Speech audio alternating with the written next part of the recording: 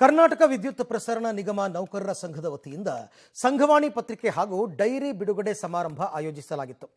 ಬೆಂಗಳೂರಿನ ರಾಜಾಜಿನಗರದ ಕೆಪಿಟಿಸಿಎಲ್ ನೌಕರರ ಸಂಘದ ಸಮುದಾಯ ಭವನದಲ್ಲಿ ನಡೆದ ಕಾರ್ಯಕ್ರಮದಲ್ಲಿ ಸಂಘವಾಣಿ ಪತ್ರಿಕೆ ಹಾಗೂ ಡೈರಿ ಬಿಡುಗಡೆ ಮಾಡಲಾಯಿತು. ಕಾರ್ಯಕ್ರಮದಲ್ಲಿ ಮುಖ್ಯ ಅತಿಥಿಗಳಾಗಿ ನಿರ್ದೇಶಕರಾದ ಎಚ್.ಕೆ. ರಮೇಶ್ ಮಹದೇವ, ಸಂಘದ ಅಧ್ಯಕ್ಷರಾದ K. Balaram, MD doctor N. Shivashankar ಭಾಗವಹಿಸಿದರು. ಇದೇ ವೇಳೆ ನೌಕರರ ಸಂಘದ ಸದಸ್ಯರಿಗೆ ಫೋರ್ಟಿಸ್ ಆಸ್ಪತ್ರೆಯ ಸಹಯೋಗದೊಂದಿಗೆ ಉಚಿತ ವೈದ್ಯಕೀಯ ತಪಾಸಣೆ ಮತ್ತು ರಕ್ತದಾನ ಶಿಬಿರ ಏರ್ಪಡಿಸಲಾಗಿದೆ.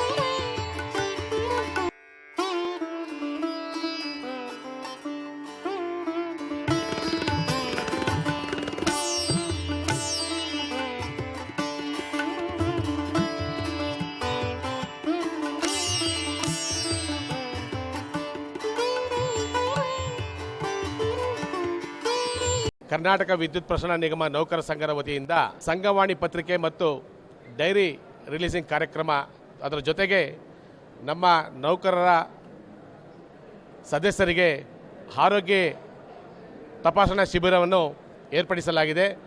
ಸನ್ಮಾನ್ಯ ಶ್ರೀ ವ್ಯವಸ್ಥಾಪಕ ನಿರ್ದೇಶಕರು ಬೆಸ್ಕಾಂ ಅವರ ಒಂದು ನೇತೃತ್ವದಲ್ಲಿ ಇವತ್ತು ಬಂದು ಈ ಒಂದು ಡೈರಿ ರಿಲೀಸಿಂಗು ಮತ್ತು ಸಂಘವಾಣಿ ಪತ್ರಿಕೆ ಅದರ ಜೊತೆಗೆ ಆರೋಗ್ಯ ಶಿಬಿರವನ್ನು ಆಯೋಜಿಸಲಾಗಿದೆ.